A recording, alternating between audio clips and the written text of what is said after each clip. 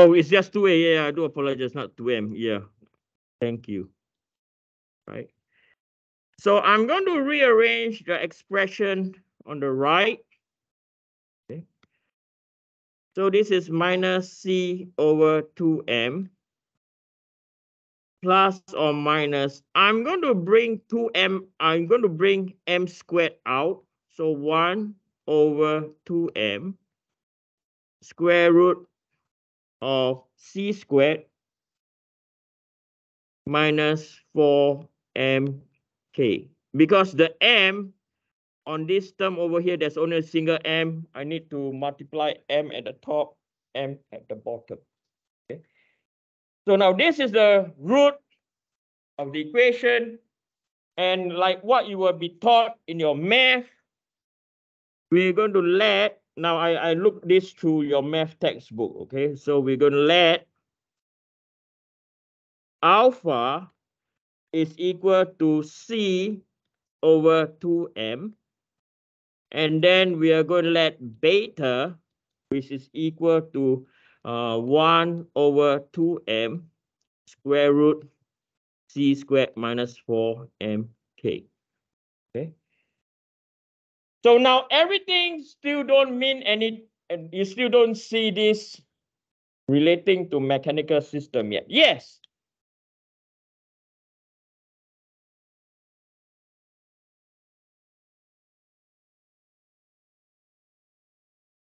Yep.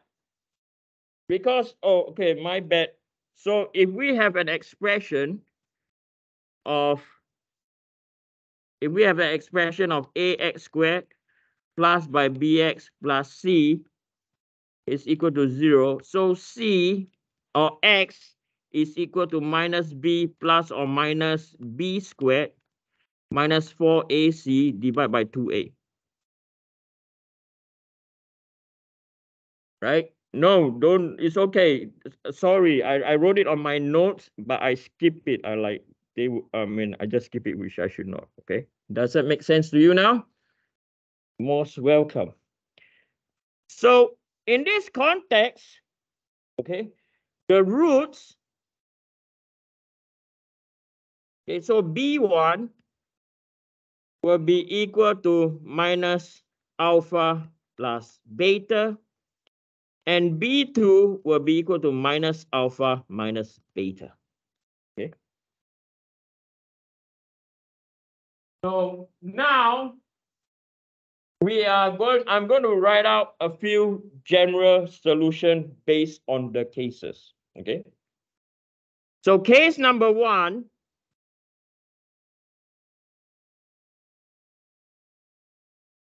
Case number 1 is where we have C squared that is greater than 4mk. Okay. Now, some of you might ask, Eugene, why are we all of a sudden having an expression C squared and then y 4mk? Is it we use 4 times the mass or 4 times the stiffness? No. All this is based on a mathematical expression that we have to comply. Do you all see in case 1, do you all see C squared in the expression, any expression at the top? Do you all see that, yes or no? Right? It is in the what? In the square root, right? The square root term, we have C squared and we have 4mk. Now, question for you. When C squared is greater than 4mk, what will happen to the square root term? Anyone? Yes. Yep, it will be, you okay? I think he needs the beer. Okay, you have real values. What will happen when C squared is equal to 4mk? Yes, it becomes 0. Now, the worst thing that would happen is what will happen when C squared is greater than 4mk? Yes. Yeah. So you have complex conjugate roots. Does all this ring into your mind now? Yes or no? Okay. I hope it does. Okay. Right.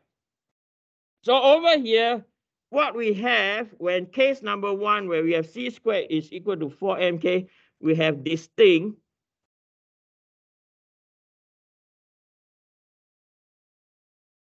real roots. Okay, where you have B1, your roots are B1 and B2. And in this situation, we have what? A situation where it's over what? Over them. Okay, so you have a general solution.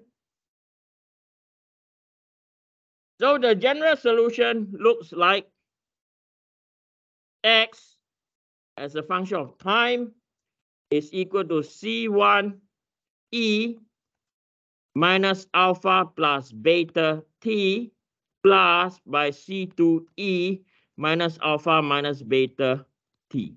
Okay. Now, why do I call it a general solution? Anyone? When is it a particular? Yes. Yeah. Okay. When is it a particular solution? When we impose what? Boundary what? Condition. For this case, we did not impose boundary condition. We call it our what? General solution. Okay. Now let's look at case number 2. Okay, so we have case number 1, case number 2.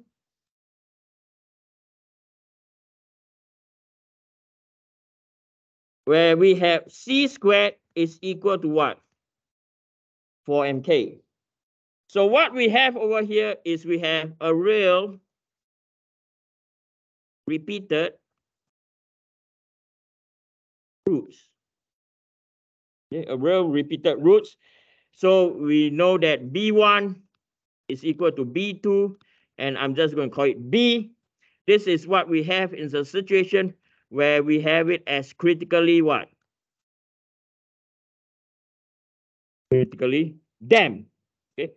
So then the general solution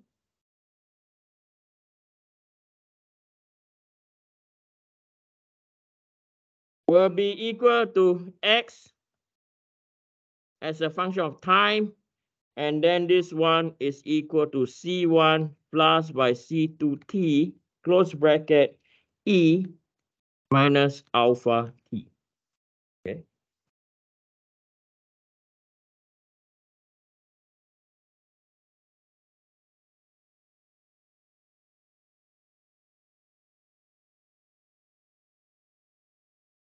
Now, I'm not just teaching you 2Q. I'm teaching, I hope to impart an attitude of an engineer from what I learned over the years into you when you guys are still young. Don't just look at the equation like, oh, there's the equation. I write this equation. I get a constant. I get 50 out of 50. Your grades are not important to me. What is more important to me is your understanding of the equation, what it actually means. Now, you can see case 1 and case 2, how the graph will look like. You can visualize now, yes or no? Case 1 and case 2, condition 1, and you can visualize now, yes or no? You have an exponential function, right? You have an exponential function. And then what is very interesting over here, the exponential function, right? Over here, you always have a what? Positive or negative?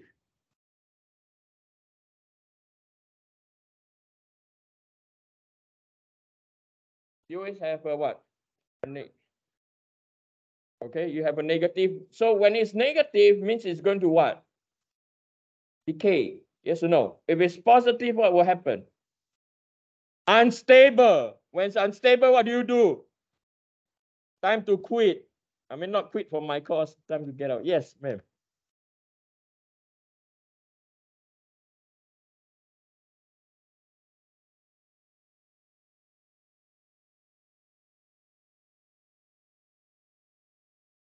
I don't know. I only apply the textbook rules. Okay, I don't know. Yes.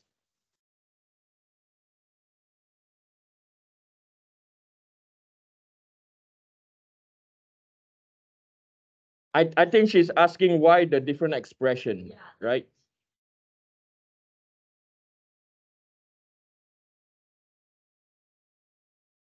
Yeah, one is a particular and one just a general one. Okay, you will learn this more in math. Okay, for now, I'm applying it. Is that okay? You don't.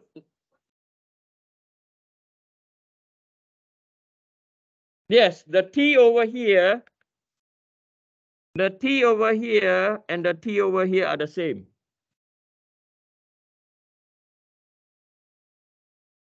No, no, it's not. Okay, you don't multiply that by T. I don't know why. You will find out why in math, okay? I'm humble enough to tell you I don't know why. So what I just do is I just obey the equation and I plot the graph. Okay, you will learn that in math, how they get all this expression. Now, the problem comes when it's case number 3.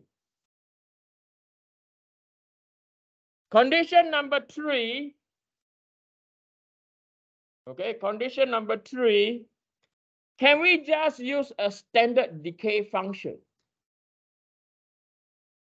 The answer is what? No. We need to have a what? A sine and cosine, yes or no? Right? We need a decay and we need a sine and cosine, right? So from here, okay, from here, case number 3,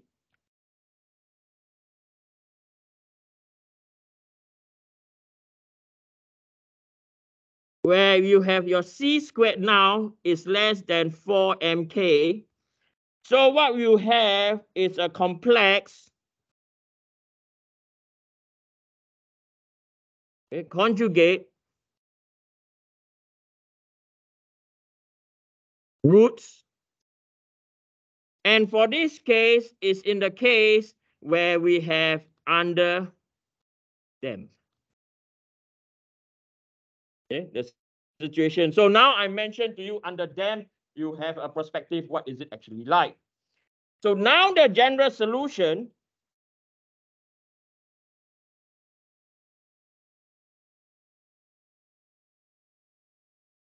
Okay, now the general solution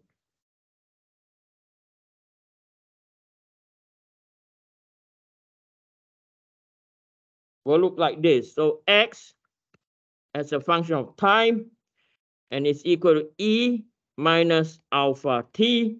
Then we have C1 cos omega t plus by C2 sine omega t.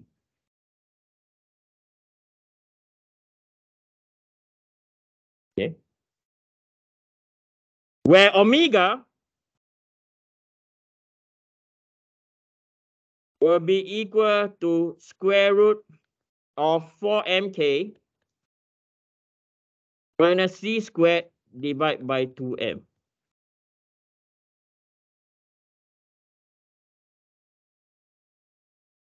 Okay.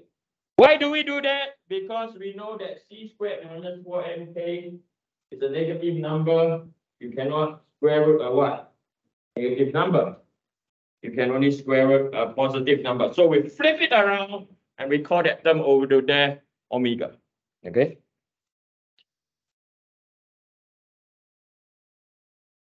The most important thing down here is this. Okay. You have to always, the most important thing, I'll put note, always determine c squared and 4mk magnitude first.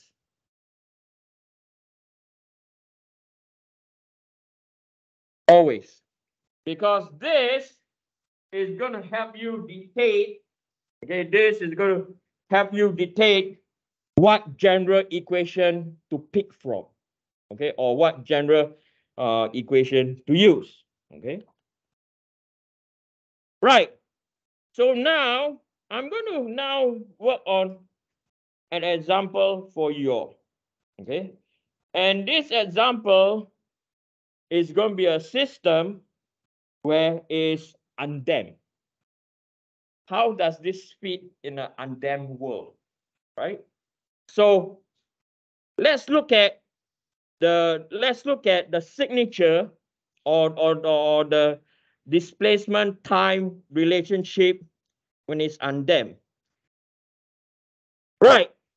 So it's undamped. What you see is what? A sinusoidal wave. Magnitude is not what? Decay. Okay. So if we were to use case number 3, okay, what term will go missing?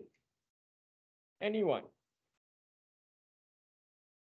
What term will go missing if you have a undamped system? Yes. Yeah. Not the E, the minus alpha T. That will be equal to what? Equal to 0. Okay. Take a 5 minutes break, stretch yourself, give yourself a Pentecostal hand raise and massage one another if you could, and we carry on again, okay? We're going to take a short 5 minutes break.